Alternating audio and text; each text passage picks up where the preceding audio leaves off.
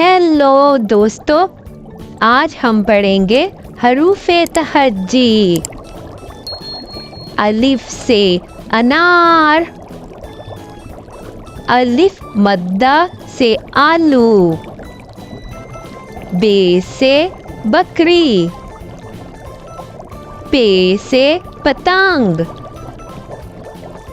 ते से तितली, ते से टमाटर, से समर, जीम से जूता, चे से चिड़िया, हे से हलवा, खे से खरगोश, दाल से दरख्त, डाल से डब्बा, जाल से जखीरा, रे से रिक्शा, अड़े से पहाड़, जे से ज़ेब्रा,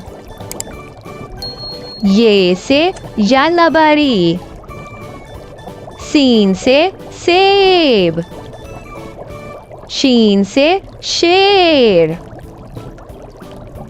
स्वाद से संदूक, ज़ुआत से ज़ईफ, तोए से तोता,